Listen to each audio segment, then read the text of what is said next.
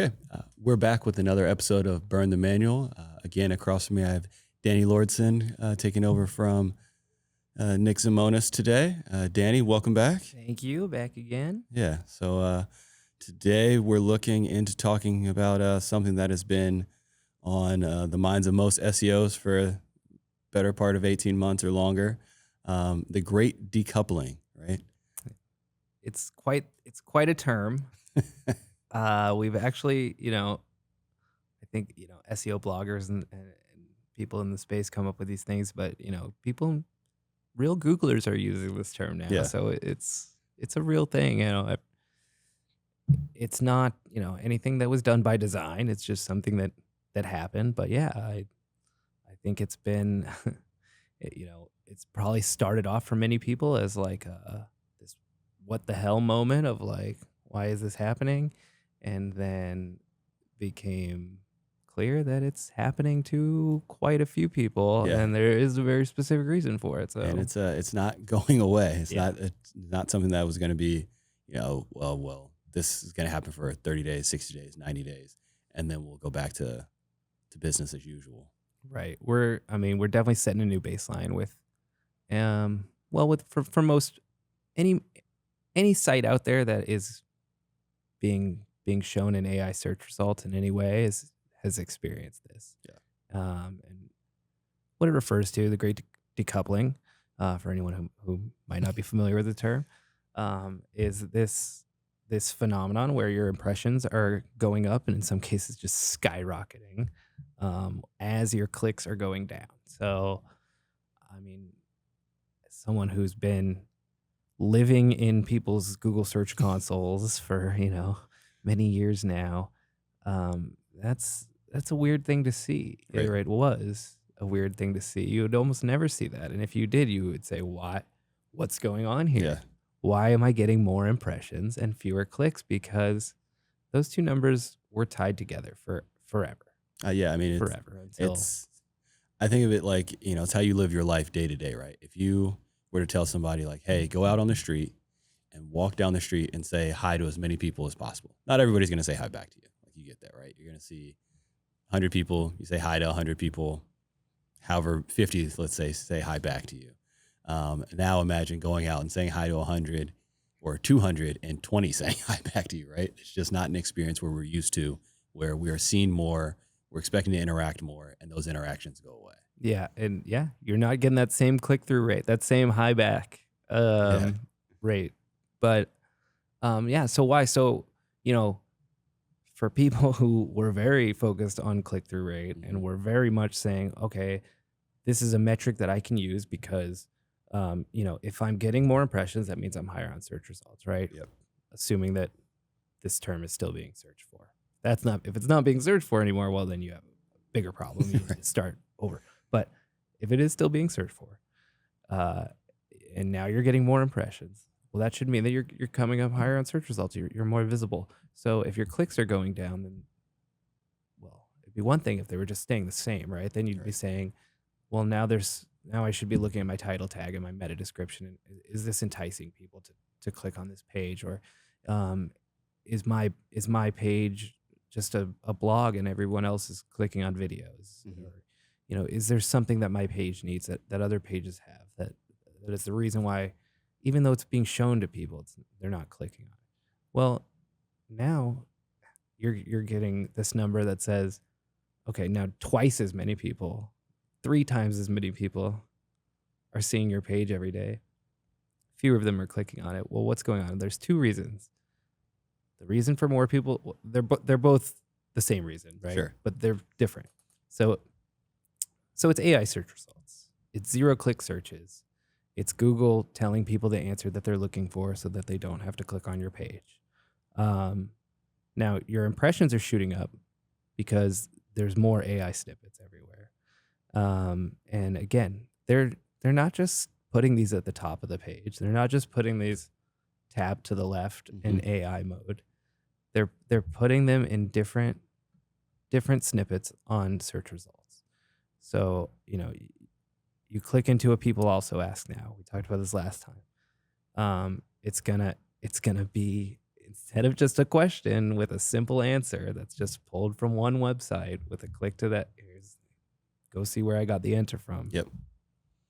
It's a 200 word AI answer with multiple paragraphs and bullet points, and then a horizontal scroll bar of 30 different websites probably that are all saying similar things. Yeah. And some of them are probably exactly where you want to get that answer from, and some of them are probably not the place that you would be looking for that answer. And different people would feel different ways about different sites, sure. But stuffing all of those into every snippet on the page now means that, I used to look at page 1 of Google and there's 10 results. So that means 10 websites have visibility on place 1, 10 impressions, right? Maybe. So now let's see if there's 30, and every people also ask, how many are being sourced in the top AI snippet? How many are being sourced in some other related search query AI snippet? Yeah. We're talking about hundreds now on one search results page. Hundreds of sites out there are getting impressions for this every time somebody visits this page. How is that visibility? Yeah. So your impressions have gone up. That should mean visibility. Don't mistake impressions for visibility anymore, Yeah. right? So they've almost taken impressions and made them completely meaningless. Yeah. And so, with the idea that your site is being served so much in all of these AI impressions and in various ways, and coupled with other websites even more so, right? While encouraging people not to click on Right. your site because they're giving you all the information that's there, that all the reason that they would click on it is right here in this snippet. So how do you think, not just our clients, but people out there as they develop websites now, right? Like the idea of a search engine before, a search engine, a SERP page was to be a spot for them to understand roughly what this page is about, go to this page, read what it's about, and then in a lot of cases take some type of secondary action, right? Like I got you here with this article that you wanted to read about. Now, if we're talking about, newspapers, it's like one free article. Now we talked about paywalls last time. Like now you got to sign up for more. So that was your enticement portion. Or if it was, any type of e-commerce site, they could have a description of whatever product you want to buy. Now they're getting you to buy it. But in a lot of these cases now, it's like, no, you've got the information here. That secondary action, they got to find another way to get you onto the physical website now to take that secondary action. It's not even top of funnel because you're not in the funnel yet, Mm-hmm. right? So there isn't. Yeah, we can't get you to trickle through this funnel here, Right. If you're not following the next step, or you want to learn more of what we're selling, Mm-hmm. not just of what the chatbot says that we're selling, Right. So it's almost like it's viewing the internet through a third party, through a filter, almost saying, instead of me looking for all of this stuff, why don't you go find it and Yeah. tell me what you found? But then if you're looking for a product or service, that's not a good way to find it, right? Because you're just going to get this endless list, and it's not taking away any work for you. That's what you would have been doing in the first place, is going through that list, right? Yeah. If you're looking for information, it's very helpful. It gets you that information in an easy way, and it lists you all the places where it got the information from. If you want to check it, you can, okay? Even though I will say all these little paper clips at the end of every bullet point that just go to a different Google search. Yeah. I mean, again, and we talked about this a little bit last time, that's something that I think is not a great user experience. I would agree. I don't think that's what people are trying to do when they're reading an AI snippet about something that they searched, to say, oh yeah, this sentence, like I'm interested by that. Tell me more about that. And then you just Google search that, and it's, just show me the site that you're pulling that sentence from. Yeah.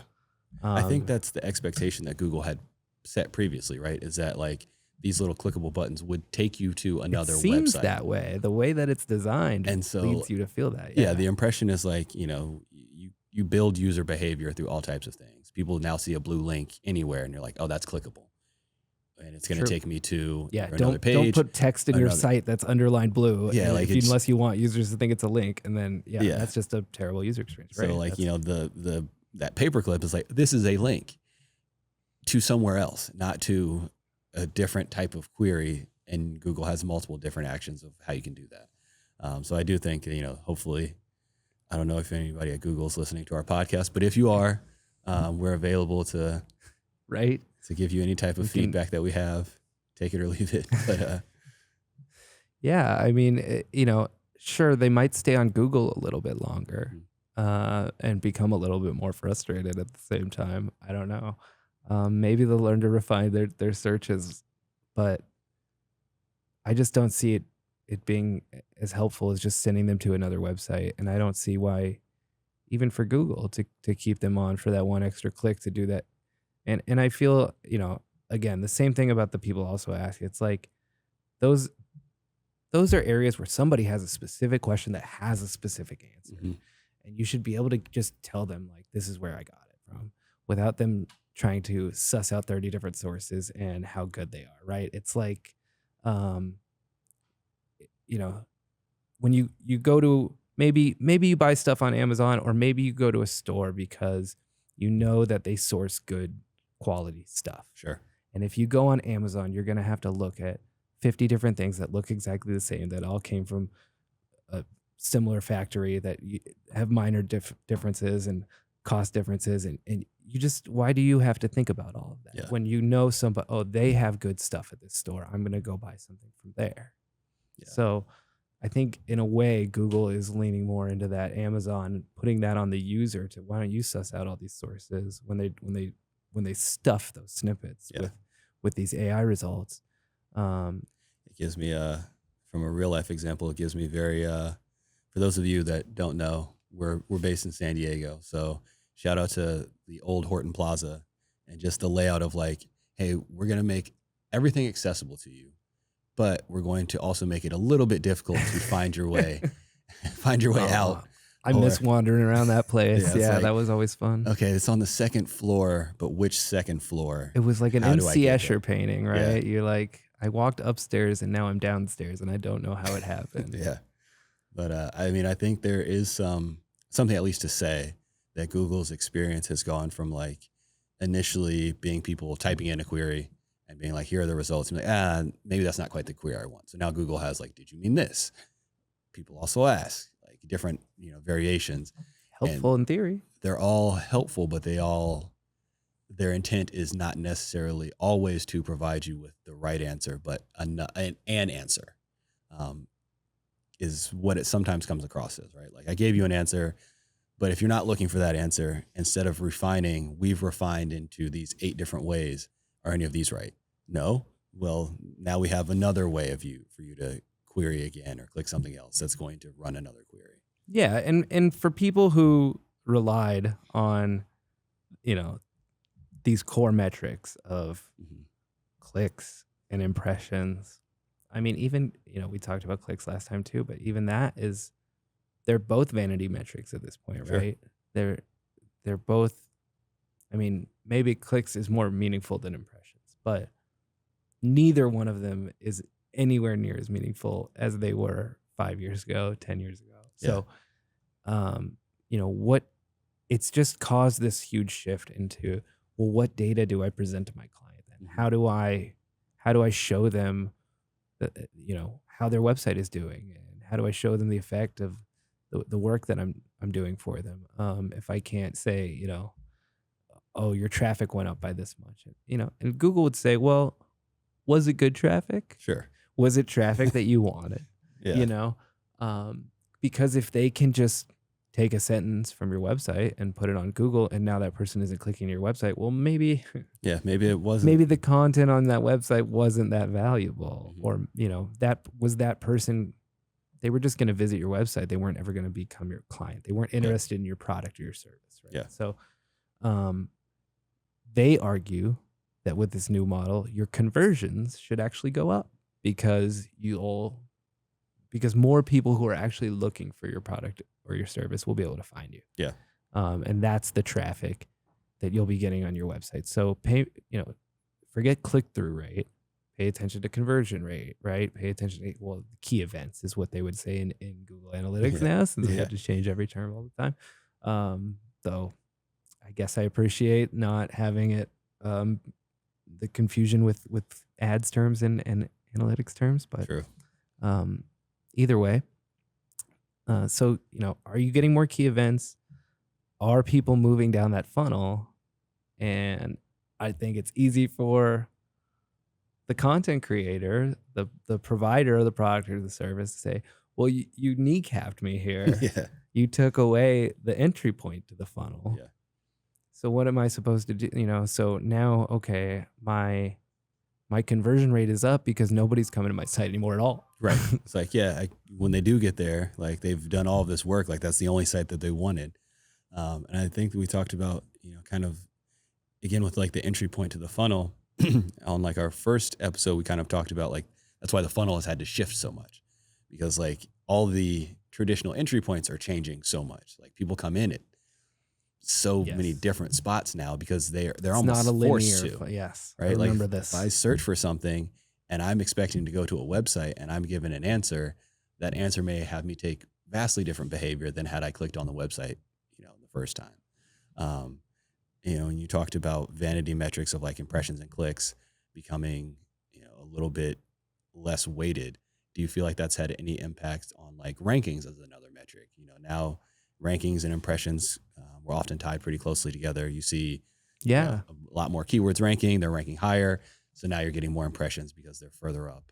People aren't having to click, Google's even changed that, right? Yeah. Like, there's an endless scroll now for Google, or you can have pages that you have to click through, which, if you're ranked 48th, that's page 5 versus 48th on a scroll. Like, yeah, somebody might scroll for a while more so than click over pages just on user behavior. I feel like they pulled the endless scroll back a little bit. They thought about it and then it didn't like, test well or this something. doesn't seem right. And anyone that was position 11 just got really, I mean, that's playing with your heart right there.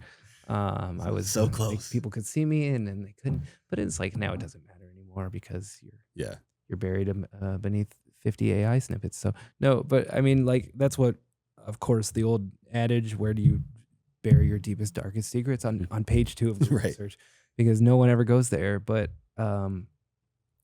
even more now, it's higher and higher up above the fold because they are really just showing you so many options, so many answers to your question, just right off the bat. And then here's a big long one that we wrote too. Yeah. Above the fold is basically just Google owns space, right? But the question ads. about rankings, Yeah. So again, ranking number 1 overall means less now, but ranking in an AI snippet, okay, well, that's a little better maybe. Yeah.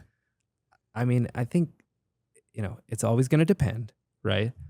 But we talk about 0-click searches being a thing now. Well, that's true, and we are shifting more into brand mentions, right? That's kind of what's replacing clicks almost. Is like, are other people out there talking about you, right? Yep. Is there user generated content? Yep.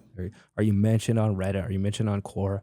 Or or any other sites, like are blogs writing about you? Are people linking to you? Even though links are maybe are they important? Are they not important? Getting We keep social going back tags and forth. and different things. But it also just depends on the keyword. Yeah. So, I mean, I can put you number 1 for a keyword that nobody ever searches for, and is anybody ever going to find you? Right. Or we can put you number 1 for this is the other thing, not a 0-click search, 0 search volume searches, right? So maybe this search has no search volume, but if somebody searches it, that person is looking for your product or service. Yeah. So I think that's stuff that is like, you can't ignore that anymore. You also can't, you can't be glued to search volume anymore because people aren't just using Google, number 1.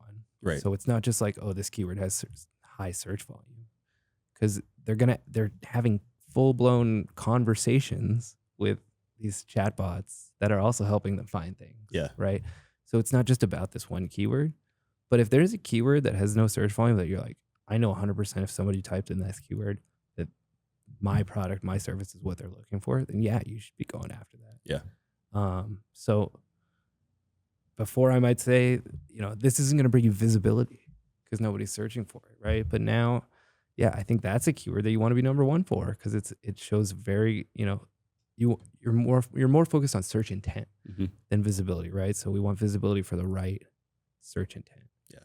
So yeah, all these metrics, right? They're all shifting, and it all goes back to this great decoupling. But yeah, again, it's just a new baseline overall. So resetting expectations, resetting what you're looking at. We're not looking at clicks. We're not looking at impressions. We're looking at conversions. We're looking at brand mentions. Mm-hmm. We're shifting into different things now, and it really shows you again how much PR and SEO go hand in hand even more than ever now. And PR is a different beast. It is a different beast. Yeah. Very different. But I mean, links are kind of the link, if you will, between those two things. And link building. So organic link building is huge right now. I think it's so important. I think having just, I'm not saying go hire a PR agency and start putting out press releases, Right.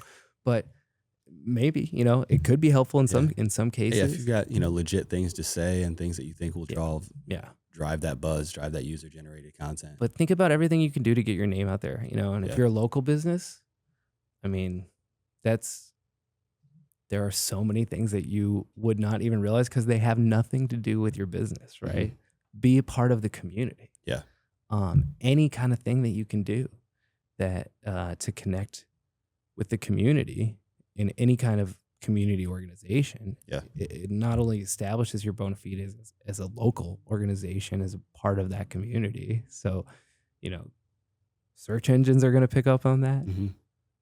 AI chatbots are going to pick up on that because they're going to see other people on the internet mentioning you in other spaces that are just community focused. Yeah. So you'll be a local presence. But yeah, directory listings, of course. But yeah, we touched on Google. We touched on Reddit. We touched on Quora. Multimodal. What can you produce video content on? Yep. Are there search results that now Google's showing videos for? We talked about YouTube last time. And now that's free and it's going to stay free. YouTube's going to stay free. And Google's going to show YouTube results. Yeah. They've only done it more and not less for as long as I can remember. So can you put a video on your next blog post? Can you find a topic that shows video results on the search results page for that? Because that's the one that you want to make the video for. Yeah. Be smart.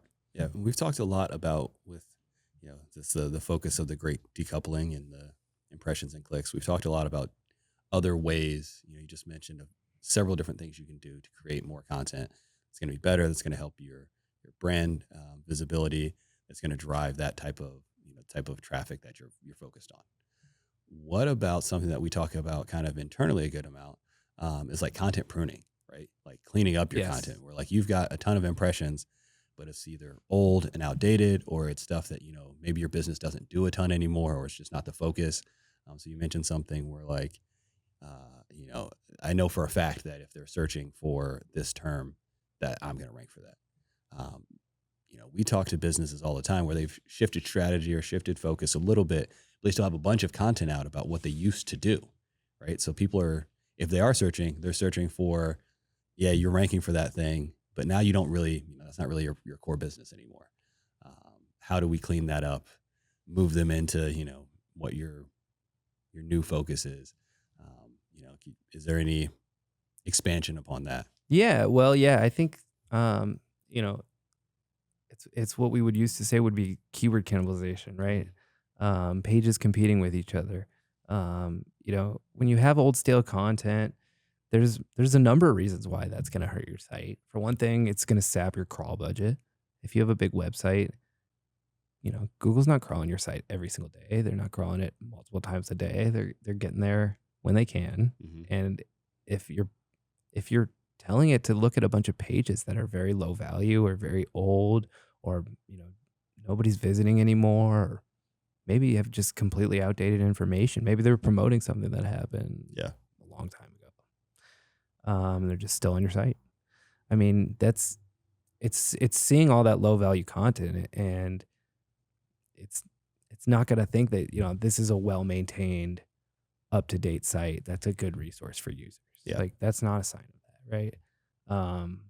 If you have things that you're still getting impressions for that are that old, but people are clicking on them and not getting what they're looking for, or like you say, maybe your business has shifted a little bit and that's not quite what you offer. I mean, you definitely need to refresh those pages. So in a lot of cases, there's new content that you can merge it with. Mm-hmm. You can redirect. Google's also said the one thing that I think a lot of SEOs don't care to admit is that, you don't have to redirect every single page you get rid of either. Yeah. Like,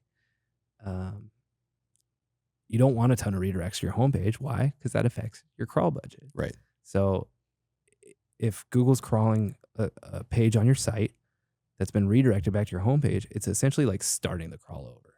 Yeah. It's like now it's back to your homepage and that's where it started, right? So now it's looking for all the links that are from your homepage. Well, it already did that, and you created a feedback loop. Yep. If you have another page that's like very much talking about the same thing that page was talking about, or if you took a little bit of content from that and moved it over to this page that was related, and then republished it, refreshed it, that's big too. Last mod, having last mod tags in the sitemap so that when they crawl your page, they can see this is the last time this page was modified. Yep. They can see that this is like a well-maintained website, right? So, all of that stuff. I mean, when we talk about, okay, a page can compete with a page on your own site, so the pages are all independent of each other, right? It's like, well, not exactly, because Right. they're also kind of assessing the site as a whole at the same time and saying, is this a good website? Is it not? Is it a trustworthy website? Have they established those EEAT principles, right? Mm-hmm. They tell us, right, like very clearly, this is what we want to see. We want to, when we want to see experience, trustworthiness, authority, and expertise on every page if you wanted to rank, So those are things that help you to lose that credibility, right? When you're leaving up all this stale content, or you just have a lot of bad information on your site to go with the good stuff. I mean, I think it's a huge overlooked part of it. Or you just have a bunch of pages that are all about almost the same thing, and they have no structure to them whatsoever. Yeah. So those can all compete with each other. Say, I have 50 blog posts about this topic. Why are none of them ranking? Because you have 50 blog posts about it. You know what I mean? Like so why don't we build a content hub, and this this can be an umbrella topic for lots of other things that are subtopics within it that each merit their own page, instead of just having 50 competing blog posts all talking about the same thing. Yeah, because I think, we talk to a lot of different types of clients, and some have a lot of content, some not so much, but that has been the moniker of SEO for so long, that content is king. So people are like, hey, I have this topic I have this thing, I need to talk about it. And it goes up on their website. And then the next thing that they have, I need to talk about it. It goes up on the website. But like you said, there's no plan. There's no plan. It's just like, when this happens, I talk about it and I move on. How does it all work together? Yeah. And that's why that's why it's a content campaign, Mm-hmm. right? And it requires planning and building, and which page is going to link to which page, and is there a parent page with child pages? Is there kind of this hub or this umbrella? Any number of ways to say that this spoke, hub and spoke thing. I mean, that's very common analogy for it. It doesn't have to be siloed either. Yeah. That was content silos was a big thing a few years ago, and it's like, well, the only problem with that is like that kind of implies that like all of these child pages under this one parent page can't link out to any of the child pages that are under other parent. Right. They don't have to be siloed. They can all connect, but they do have to have some kind of structure to them. Yeah, and I think, not to plug agencies all over the world, but I think that is something that if you are a business owner, especially a smaller business, and you don't have a marketing department, that is something that I feel like gets overlooked, is the strategy of like, okay, we built, we paid the money or had somebody develop this website. We can write the content for it. It's like you can, and it will be, I'm sure it'll be excellent. I'll just go out there and say everybody who's running their business knows about their business will write excellent content. But it is, well, why are you writing this? Why are you focused on this? What is the goal? Who are the people that we're trying to get? And then how does it relate to any of your other content on your website? Right. And how does it move people not only through your website, but to any desired action you want them to take? And it's a living document. You Right. know, it's gonna change. Mhm. Like it could be perfect right now. Sure. And in 6 months, it's not anymore. Mhm. Or, I mean, at least in a few years. I mean, I know that we have clients that have said, oh, we spent so much time building this website. It's like an encyclopedia of everything that, every topic that our business is even related to. Like Mhm. we have a page on it. Like that's what they told us we needed. And, this is what we did. And it's like, well, yeah, that was a great idea. And that's why you're ranking for all these things, but it's all just information, right? So Yeah. how do we use that information to get people into this funnel, to sort people who are looking for information from people who aren't, Yep. to figure out what are our pages that actually convert, Mhm. and to refocus on how do we get this website to bring us clients Yeah. and not just visitors. Right. And that's exactly what Google would say, that, oh yeah, this is encouraging people to shift that focus by decoupling these metrics. And if you don't have a website, this is the interesting thing too. If you don't have a website that has AI rankings, they're still coupled. Yeah. Your impressions and your clicks are very much still related. One goes up, the other one goes up. One goes down, the other one goes down. So it's not universal, Right. but it is universal when it comes to people who are being featured in AI results, people who are being featured on queries that are informational, and they're just not getting clicks for those things anymore. Yeah. It's definitely a different space.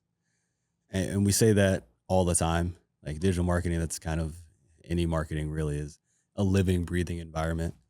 It's one of those things where the only thing that can be expected basically is change. Like today is not yesterday, and it's not tomorrow. Like it'll be a new ball Maybe game the tomorrow. plugin that you had isn't supported anymore. I Yeah. mean, there's so many things that can happen. It was like, oh yeah, we set this up. It was working great for us. It's like, well, now it's not, and now it's time to shift strategies again. And you do have to keep it fresh, and you do have to be sending those signals not only to search engines, but also to users. Yep. That, hey, we are working on this site constantly, and we are updating our information. We are making sure that we're a reliable, trustworthy source, and we're showing that to you transparently. Yeah. And I think, marketers, we talk to each other all the time. So like you get in kind of a bubble of like, oh, this website doesn't do like this, and this, like why it looks so old. And a lot of times when I'm talking to people who aren't marketers, they have the same feelings about it expressed differently. Like, yeah, I got to the website and it was a little bit like harder to navigate, or it was, less smooth, or it just, little minor things. But you could just almost see it in their reactions when they get to a site, right? It's like, oh, I'm used to this elevated experience now. And, kind of search behavior moves the same way, where it's like, I'm used to this different behavior patterns that Google and other search engines kind of rapidly, but also gradually, right? Like they will change a feature tomorrow and it'll look slightly differently, but it's like, it's still enough to where it's intuitive for you to figure out. And then 2 years later, you look back at a search page and you're like, what? Don't even What was remember looking this? that way. Yeah. Yeah, that is very true. Yeah, and they do iterate, and I am hopeful that I don't see any reason again why they wouldn't be sensitive to user experience, because we know Google wants to keep people on Google. So I do think that they will respond when a lot of people feel like, oh, this is actually making it harder. Yeah. And this is why I go search things on ChatGPT instead of going to Google, right? Or this is why I'm using any other ones, Perplexity, Grok, whatever, So they want people to use their platform. Yep. they're gonna try to tailor that experience so that more people do. Now, the clicks and impressions aren't coming back though. I don't know about that, but Yeah. Okay. Just like last time, I'll ask for your final thought. What message do you have for SEOs and marketers out there as it relates to the decoupling and how they can communicate that to their clients? yeah, I think just think about PR a little bit, Yep. and think about different touch points that there could be out there, because when we used to talk about the funnel, if it was a linear funnel, Mm-hmm. I mean, there might still be 7 or 8 touch points that you Sure. have to hit. So now it's going to be that, but it's going to be not contained within a funnel. It's going to be just in different places in the world. And like, you want more people just interacting with your brand. Yep. Any chance that they can, because they might not even remember seeing it sourced in that AI result, or they might not even remember you being listed on that, list of good companies that do the thing that they're looking for. But then one time they're going to see an article that you wrote, or they're going to see somebody mention you, and they're going to think, oh yeah, I've heard of them before. Yep.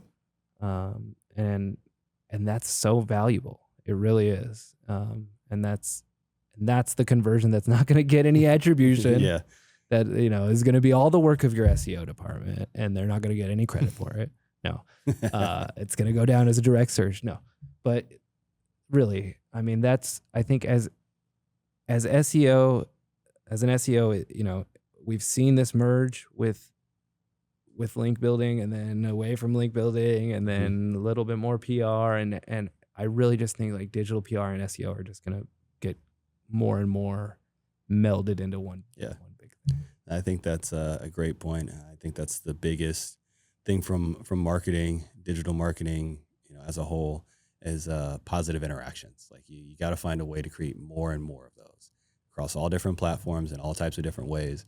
But everything should be like that you collaborated with this brand that I also like, or like you said, you were at some local event, or you did something somewhere that created a positive response, right? As many of those as you can stack up before they fully invest in your brand is going to be what drives results. I do want to say one more thing, because to any marketers out there who who have seen this great decoupling and think, what do I do now? Well, okay, one other thing that you do need to do, and you need to do right now, is make sure that you're at least tracking the traffic that you're getting from ChatGPT, from Perplexity, from Grok, from Gemini, from any Bing, Microsoft AI that's not ChatGPT. All of that stuff. Yep. And a lot of it comes in as referral traffic on analytics. A lot of it comes in as unassigned. Mm-hmm. So just watch out. But it's really easy to just create a filter in like Looker Studio and have it, just for, you're just watching AI traffic. You can see all the conversions. You can see what's happening with it. And we have these tools out there now, like Profound and stuff, that are gonna be, this is like SEM Rush for AI. Okay. Yeah. Well, again, I don't know how you do that other than trying this query a million times and seeing what comes back, because every time it's going to be a little different. And then how many people are actually putting this query in? There's no such thing as search volume. Everybody interacts with it differently. Like, there's so many issues with this. I'm sure they've gotten good reviews. They're highly rated. I mean, I'm really curious about. I haven't been able to play around with it as much as I would like to, but here nor there, the very one basic thing that you can definitely do is track your traffic from AI tools. Yep. It's very hard to make any decisions when you don't have any data supporting it. Yeah. All right, Danny. Well, it was a pleasure. I'm sure we'll have you on again, but that thus concludes another episode of Burn the Manual. It has been a pleasure, and I hope to come back soon. All right. Cool.